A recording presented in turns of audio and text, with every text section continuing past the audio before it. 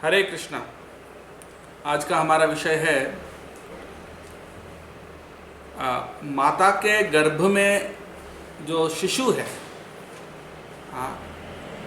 गर्भ के अंदर जो शिशु है, जो जीव है, वो कैसे भगवान को प्रार्थना कर रहा है, उसके बारे में हम आज चर्चा करने वाले हैं।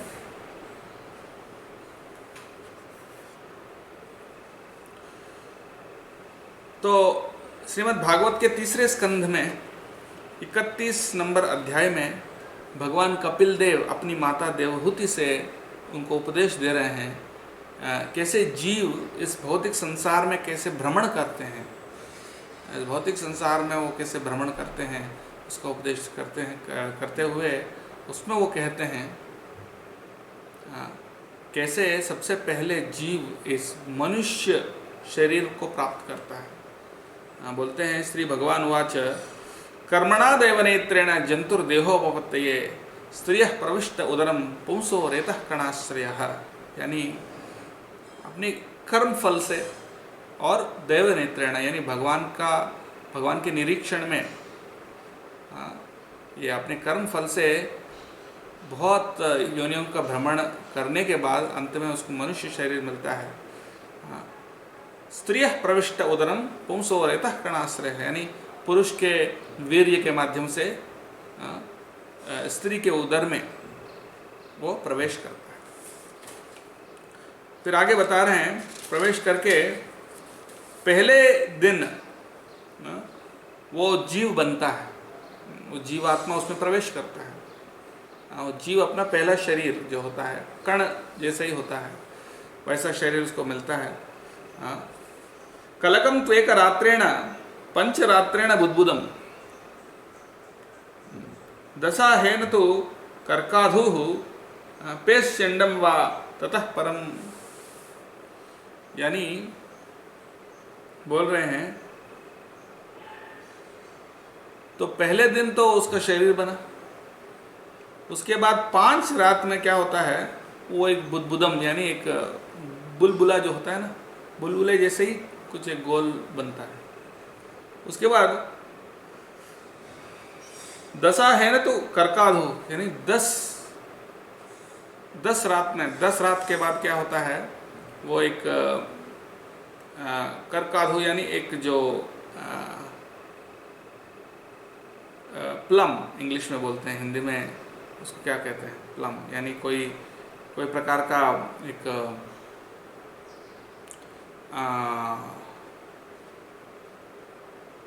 एक छोटा सा जो पेड़ का वो होता है ना, अपना कोई भी प्रकार का नट्स के क्या बोलते हैं इसको हिंदी में, नट जो होता है, एक छोटा सा जो फल होने से पहले जो होता है ना, उसी प्रकार से आप कैरी जैसा समझ सकते हैं, छोटा बनता है। उसके बाद क्या होता है, पेशी अंडम, यानी जो पेशी होते हैं, मांसपेशी होता है ना, उसके बाद मांसपेशी जैसा बन जाता है। और उसके बाद मासेन तो सिरो द्वाभ्याम बाहुवंघ्री आदि अंग विग्रह नख लोमाष्टि चर्माणि लिंग छिद्रो उभवस्त्रिभिः, यानी एक मास में क्या होता है, उसका एक मास में उसका सर बन जाता है, उसका मस्तिष्क, और उसके बाद 2 मास में उसके हाथ पैर इत्यादि बनते हैं, हाथ पैर बन जाते हैं। और उसके बाद 3 मास में उसके बाल बनते हैं, उसकी उंगलियां बनते हैं, हाथ के उंगलियां, पैर के उंगलियां, नाखून बनते हैं, बाल बनते हैं। और जो 9 द्वार होते हैं, जो 9 रंध्र होते हैं ना, कान, नाक, मुंह, और जो जननेंद्रिय होता है, पायु, ये 9 द्वार जो होते हैं वो बन जाते हैं। और लिंग वो भी बनता है, स्त्री या पुरुष वो भी बन जाता है, ये 3 मास में। उसके बाद चौथे मास में चतुर्भिर धातवः सप्त, यानी जो 7 धातु होते हैं वो चौथे मास में बनते हैं। 7 धातु यानी रक्त, मांस, और जो मज्जा, रक्त, मांस, मज्जा इत्यादि, फिर हड्डियाँ, हड्डियों के अंदर जो बोन मैरो होता है वो, और वीर्य, ये सब बन जाते हैं चौथे मास में। और फिर 5वें मास में क्षुद्रृढ़ उद्भव, यानी 5वें मास में उनको भूख और प्यास लगने लगता है। और षड्भिः जरायुणा बीतः कुक्षौ भ्राम्यति दक्षिणे, यानी जो छठे मास में वो क्या होता है, वो जो मांसपेशी है यानी जो जीव है वो अपना वो घूमने लगता है, यानी वो थोड़ा मतलब करवटने लगता है, तो करवट के फिर दक्षिणे यानी अपने दाहिने तरफ करवटता है। तो इस प्रकार से बताते हैं। फिर आगे वो धीरे धीरे करके बढ़ता है, जैसे एक पिंजरे में पक्षी होता है ना, उसी प्रकार से वो बंधा हुआ है, बाहर नहीं जा सकता है। और कभी उस समय पर अगर वो बहुत भाग्यशाली जो जीव होता है, हर जीव का नहीं, लेकिन जो भाग्यशाली जो जीव होता है वो अपने पिछले 100 जन्म के जो कष्ट है वो सब याद करता है। पिछले 100 जन्म में जो कष्ट मिला वो सब उसको याद आते हैं, और उस कष्ट को याद करके बहुत दुखी हो जाता है, बहुत ही दुख करता है। और ऐसी स्थिति में कैसे वो शांति कैसे मिल सकता है, क्योंकि 100 जन्म उसको याद है, 100 जन्म में कितने कष्ट उसको मिले हैं वो सब उसको याद होते हैं। और इस प्रकार से 7वें महीने बाद उसको चेतना पूरा आ जाता है, और फिर वो हवा के वजह से एक जगह नहीं रह पाता है, वो पूरा घूमते रहता है, इधर उधर इधर उधर करवटते रहता है। तो उसके बाद बता रहे हैं ऐसा बहुत कष्ट प्राप्त करने के बाद उस डर में, उस डरावने स्थिति में वो भगवान को शरण लेता है। भगवान को शरण लेते हुए वो कैसे प्रार्थना करता है, उसको मैंने जो बताया ये तो भाग्यवान जीव, हर जीव का नहीं होता है ऐसा। जो भाग्यवान जीव है वही भगवान को प्रार्थना करता है, और भगवान को प्रार्थना करते हुए वो ऐसा बोलता है, जंतुर्वाच तस्योपसन्नमवितुं जगदिच्छयात् नाना तनोर्भुवि चलच्चरणारविंदम सोहम व्रजामि शरणं हि अकुतो भयं मे येने दृशि गतिरदर्शि असतोनुरूपा। वो कह रहा है, भगवान को प्रार्थना कर रहा है जीव कि भगवान जो बहुत अवतार लेते हैं इस भौतिक संसार में, बहुत अवतार लेते हैं, उसको पता है, जो गर्भ में शिशु जो है उसको भी पता है कि भगवान अवतार लेते हैं, और अपने भुवि चलत चरणारविंदम यानी अपने चरण कमलों से पृथ्वी में चलते हैं और उस प्रकार से पृथ्वी को सुंदर बनाते हैं। सोहम व्रजामि शरणम, उसको मैं शरण लेता हूँ। ही अकुतो भयम में ये ने दृषि गतिर अदर्शी असतो अनुरूपा, यानी उनका शरण लेने से मुझे सारे भय से मुक्ति मिल जाएगी, और उन्हीं की माया से यानी उन्हीं का आयोजन से मैं आज माँ के गर्भ में इस प्रकार का कष्ट भोग रहा हूँ। यानी आज मैं कष्ट जो भोग रहा हूँ ना, उसके लिए भी वही कारण है। तो फिर गुस्सा आना चाहिए ना, उनको प्रार्थना क्यों कर रहा हूँ? मेरे जो कष्ट है, माँ के गर्भ में जो कष्ट भुगत रहा हूँ, उसका तो वही कारण है, बता रहे हैं।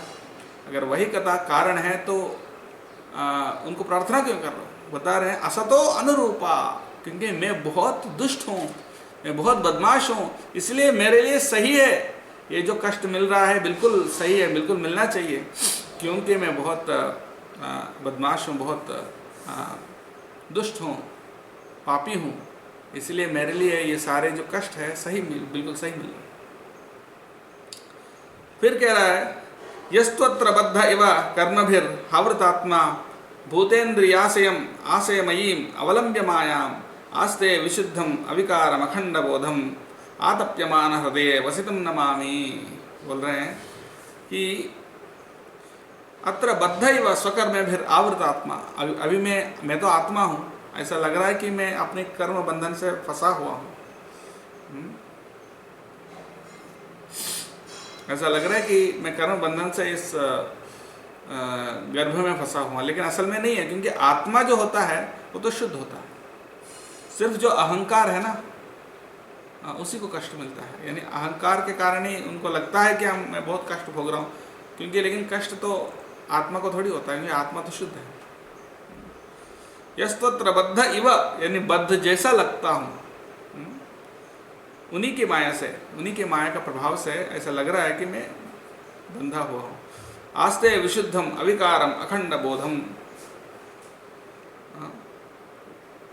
तो इस तरह से मैं भगवान जो विशुद्ध हैं, पूरी तरह शुद्ध हैं, अविकारम जिनके अंदर विकार नहीं है, अखंड बोधम जो बहुत मतलब अनंत ज्ञान जिनके पास है भगवान, आतप्यमान हृदय वसितम, यानी आप उन्हीं के हृदय में आप रहते हो, यानी उन्हीं को समझ में आते हो जो आतप्यमान, यानी जो बहुत पश्चाताप, यानी जो अपने हृदय में अफसोस जो करता है कि उनने जो पाप किया, उनने जो गलती किया, उनके अंदर जो खेद होता है ना कि अपन ने जो कितने पाप किए हैं, जो इस तरह से जो जिसके हृदय में खेद होता है, जिसके अंदर में वो रिग्रेट इंग्लिश में कहते हैं, रिमोर्स, उस तरह से जिसके हृदय में वो पश्चाताप जो होता है, उसी को वही देख सकता है भगवान को अपने हृदय में। ऐसे हृदय में ही भगवान आते हैं, तो ऐसे भगवान को मैं प्रणाम करता हूँ। फिर आगे कह रहे हैं, यह पंचभूत रचिते रहित शरीरे छन्नो यथेन्द्रिय गुणार्थ चिदात्मको हम तेना विकुंठ महिमानम ऋषिम तमेनम वंदे परम प्रकृति पुरुषयो पुमांसम। यानी ये पंचभूत, पंच महाभूत पृथ्वी जल अग्नि वायु और आकाश, इनसे बना हुआ ये शरीर है, और ऐसे शरीर से मैं ढका हुआ हूँ। अपनी माता का शरीर का भी बोल रहे हैं, अपना भी शरीर है, दोनों शरीर, अपनी माता का शरीर और खुद का भी शरीर, ये पंचभूत आत्मा के पंचभूतों से बना हुआ ये शरीर से मैं ढका हुआ हूँ। लेकिन मैं तो चिदात्मक, मैं तो आत्मा हूँ। तेना अविकुंठ महिमान, जो जिसकी महिमा बहुत अपार है, ऐसे भगवान को मैं प्रणाम करता हूँ, जो ये प्रकृति और पुरुष दोनों से परे हैं। यहाँ प्रकृति क्या है? प्रकृति तो हम सब जानते हैं, भौतिक माया, और पुरुष कौन है? आत्मा। यानी आत्मा और शरीर, यानी माया और जीवात्मा दोनों से परे है कौन? भगवान। ऐसे भगवान को मैं प्रणाम करता हूँ। यहाँ बोल रहे हैं कि ये अपने माया के प्रभाव से मैं अपनी इंद्रियों को, अपने शरीर को बार बार दुरुपयोग करते हुए आया हूँ, बार बार दुरुपयोग कर रहा हूँ अपने इंद्रियों को और अपने शरीर को। तो इसलिए मैं भगवान जो इससे परे हैं उनको प्रणाम करता हूँ। आगे बोल रहे हैं, जन्माययोर गुणकर्म निबंधनेस्मिन् सांसारिके पतिचरम तदभिश्रमेण नष्ट स्मृति पुनरयम प्रवृणीत लोकम युक्ता कया महदनुग्रहमंतरेण। महदनुग्रहम अंतरेण, यानी आपकी जो माया है, उरु यानी बहुत प्रबल गुण और कर्म के बंधन से, आपकी माया के प्रबल गुण और कर्म के बंधन से मैं इस संसार के मार्ग में पतिचरम बार बार घूम रहा हूँ। तद अभिश्रमेण, और नष्ट स्मृति ही पुनरयम प्रवृणीत लोकम, इसलिए मैं अपनी स्मृति खो चुका हूँ, मैं भूल चुका हूँ, मैं भूल चुका हूँ। और पुनरयम प्रवृणीत लोकम, इसलिए फिर से भूल के आपको बार बार इस लोक में आते रहता हूँ। युक्त्या कया महदनुग्रहम, तो ऐसे भगवान की कृपा के बिना मैं कैसे आपकी माया को पार कर सकता हूँ, ऐसा बोल। और आपको भूलकर, यहाँ बोल रहे हैं नष्ट स्मृति ही, आपको भूल गया, और आपको भूलने के कारण ही ये प्रबल माया के गुण और कर्म के बंधन में मैं फंस गया और इस संसार के चक्र में घूम रहा हूँ। हाँ, इसका कारण क्या है? आपको भूल जाना। इसीलिए फिर आपको याद किए बिना, आपको शरण लिए बिना मैं कैसे बाहर निकल सकता हूँ? ज्ञानम यदेतद् अदधात् कतमः स देवः। हाँ? त्रैकालिकं स्थिरचरेषु अनुवर्तितांशः तं जीवकर्म पदवीम् अनुवर्तमानाः तापत्रयोपशमनाय वयं भजेम। बोल रहे हैं कि ज्ञानम यद एतद् अदधात् कतमः सदैवः। तो परमात्मा जो है सभी स्थिर चरेषु, यानी जो स्थिर और चर है, यानी जो जो सजीव जंतु है और जो निर्जीव वस्तु जो है, स्थिर यानी जो निर्जीव है और पेड़ पौधे हैं, और चर यानी जो चलायमान है, यानी जो जो जानवर है। तो इन दोनों को कंट्रोल कौन करते हैं? दोनों को कौन नियंत्रण करते हैं? परमात्मा। और ये परमात्मा कौन है? भगवान के अंश हैं। परमात्मा जो है वो तीनों काल में, भूत भविष्य और वर्तमान, तीनों काल में अपना प्रभाव डालते हैं सबके ऊपर, और वो शाश्वत हैं, वो हमेशा शाश्वत हैं। तो उन्हीं के मार्गदर्शन में हम कार्य कर रहे हैं, यानी उन्हीं के अधीनस्थ होकर हम काम कर रहे हैं। तो इसलिए इस तापत्रय जो होता है, जो कष्ट है, इस पीड़ा जो है, इससे बाहर निकलने के लिए भी उन्हीं को शरण ले रहा हूँ। सब देह्यन्य विवरे जठराग्निनासृग विण्मूत्रकूपपतितो भृश तप्तदेहः इच्छन् इतो विवसितुं गणयन् स्वमासान् निर्वास्यते कृपणधीर भगवन् कदानु। बोल रहे हैं देही अन्य देह विवरे जठराग्निनास्र। बोल रहे हैं कि ये जो आत्मा है, यानी मैं हूँ, जो इस शरीर में पड़ा हुआ हूँ, जठराग्निना, ये जो माँ के गर्भ में जो जठराग्नि होता है, यानी जो जो जो हमारा खाने को जो पचाता है ना, हम जो खाना खाते हैं उसको पचाने वाला अग्नि जो है उसको जठराग्नि कहते हैं। और उस जठराग्नि से जल रहा है ये जो जीव है, ये जो गर्भ में जो शिशु है वो भी उससे जल रहा है। और जलते हुए विण्मूत्र कूपपतितो, यानी ये जो मल और मूत्र से भरा हुआ ये जो कूप, ये जो कुआं है, उसमें पड़ा हुआ है, उसमें गिरा हुआ है, और उससे भृशतप्तदेह, बहुत ताप यानी उसको कष्ट मिल रहा है, इस उनके जो कोमल शरीर है उसको।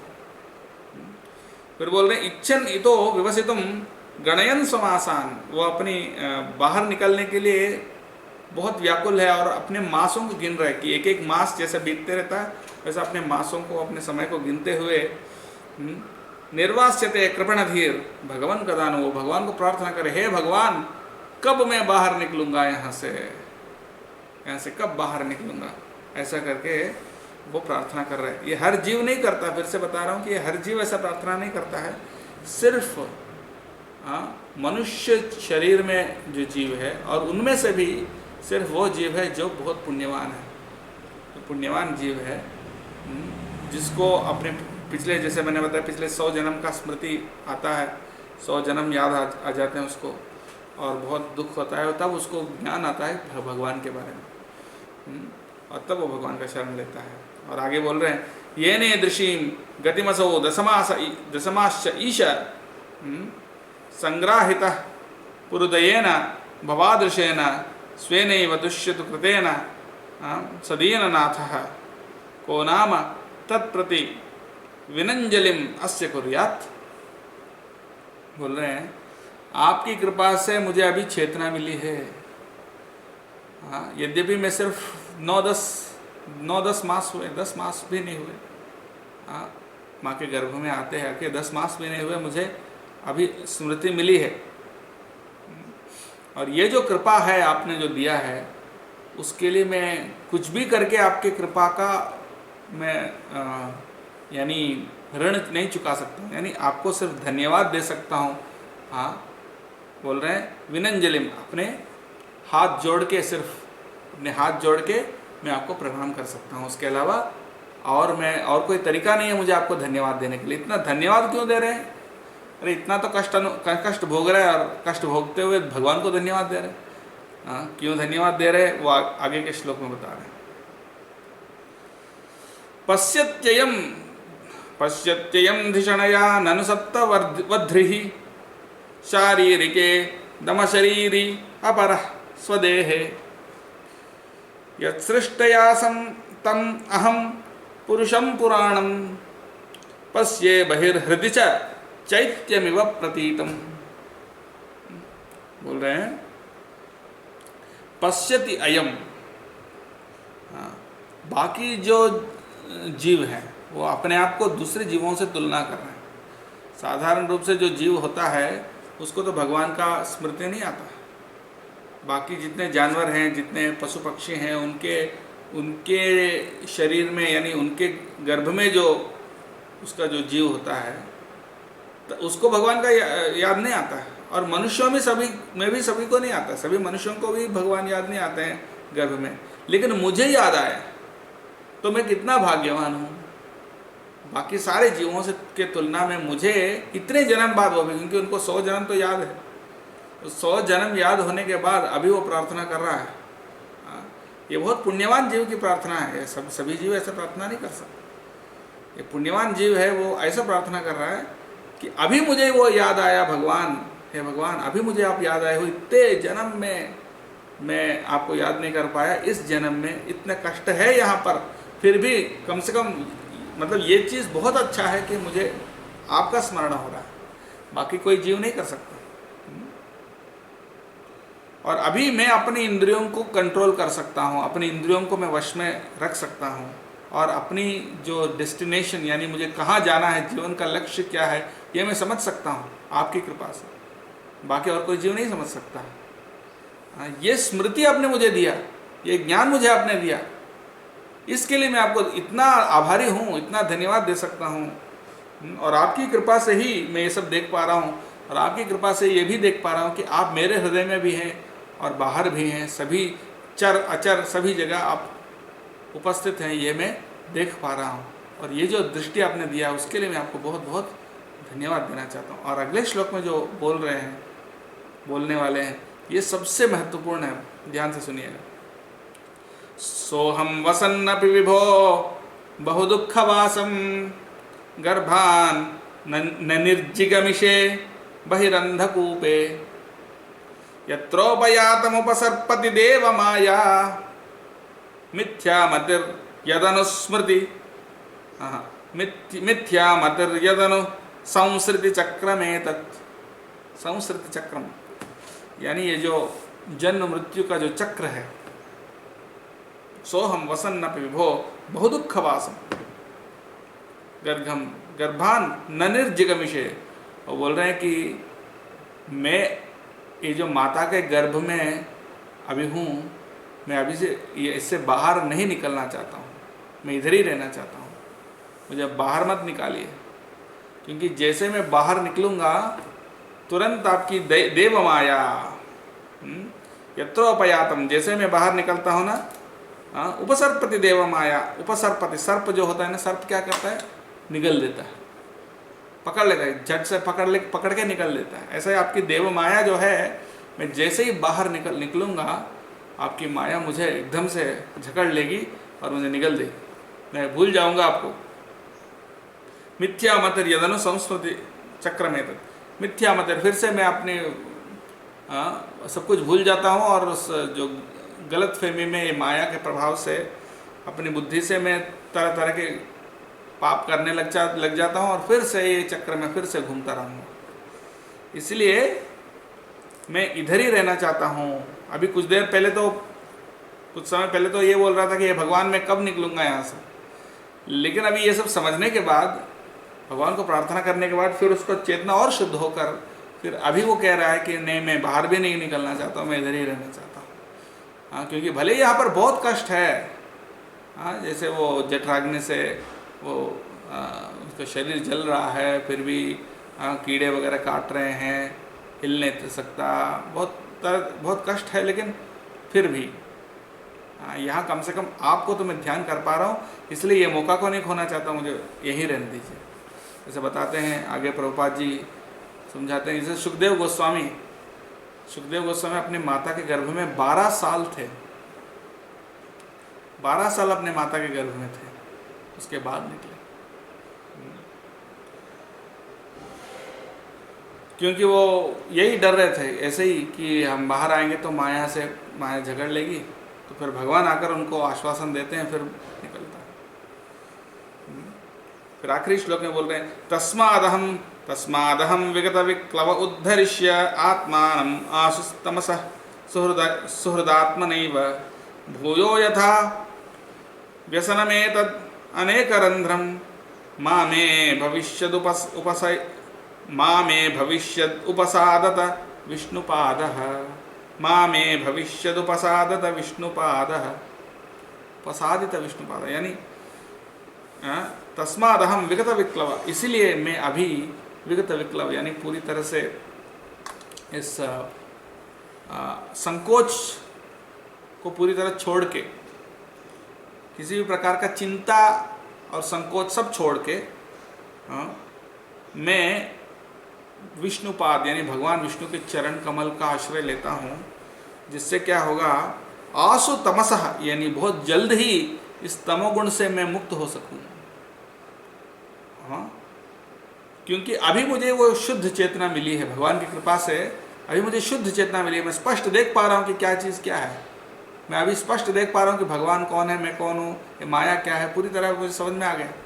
जो स्पष्ट चेतना है भगवान ने कृपा करके दी है, और अभी मैं पूरी तरह से भगवान विष्णु का शरण लेता हूँ, ताकि फिर से बार बार इस प्रकार के माँ के गर्भ में जाना ना पड़े।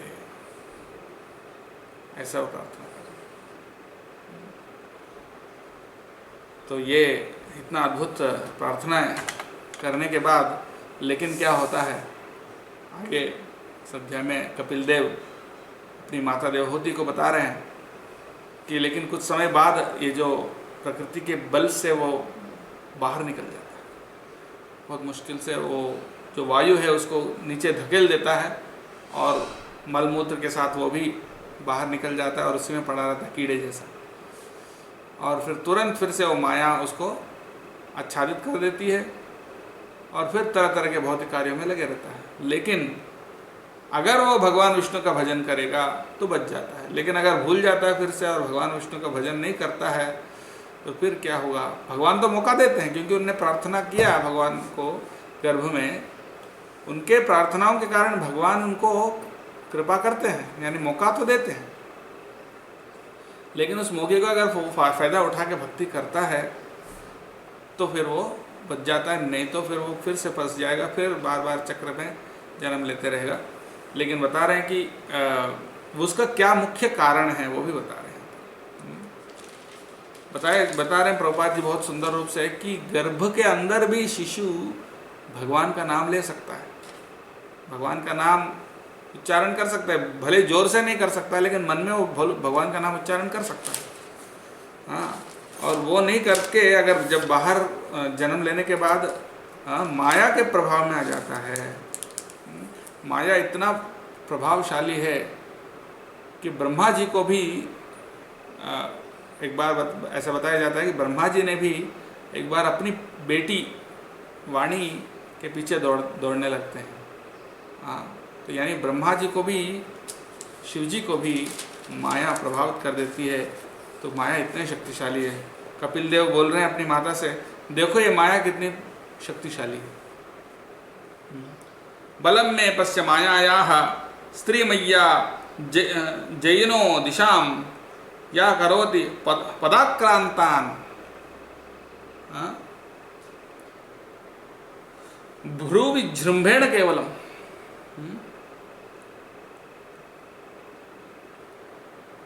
बता रहे हैं कपिल देव कि ये जो माया कितनी शक्तिशाली है कि जैनो दिशाम, जो 10 दिशाओं को जीतने वाले बड़े बड़े सम्राट, बड़े बड़े चक्रवर्ती सम्राट राजाओं को भी माया बहुत आसानी से पकड़ लेती है, उनको बहुत आसानी से वश में ले लेती है। कैसे?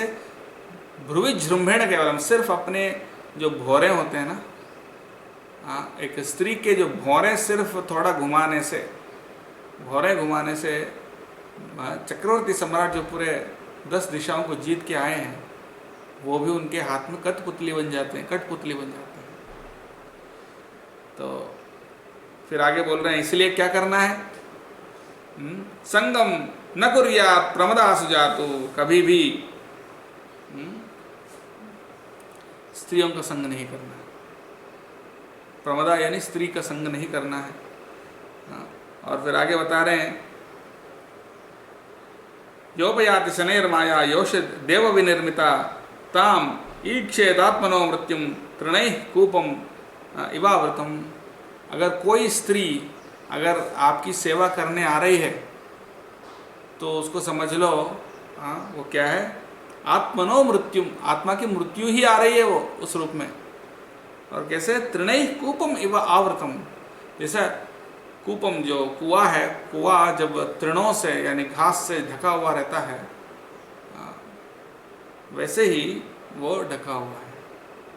यानी ढका हुआ जो कुआं होता है वो कितना खतरनाक होता है, लगता है तो घास जैसा, लेकिन उसमें जाएंगे तो बस गए काम से,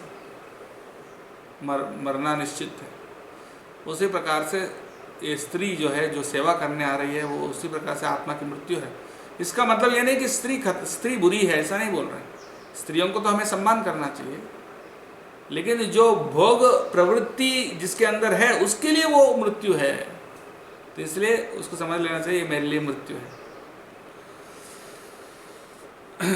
तो आगे इस तरह से बताते हुए स्त्रियों को भी बता रहे हैं, स्त्रियों को भी अपने पति और अपने परिवार से आसक्त नहीं होना चाहिए, ऐसा बता रहे हैं।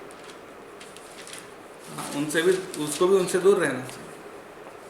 और फिर इस तरह से अंत में बता रहे हैं कि भगवान का शरण लेते हुए जो इस माया का पार कर सकता है, जो इस माया से दूर रहते हुए भगवान का शरण लेता है, इसलिए बोल रहे हैं कि इसलिए मृत्यु से नहीं डरना चाहिए, मृत्यु से नहीं डरना चाहिए, और जीवन से भी मतलब मोह नहीं होना चाहिए, जीवन से भी मोह नहीं होना चाहिए, मृत्यु से डरना भी नहीं चाहिए। और इस जीव का स्थिति असल में समझ के क्या करना चाहिए?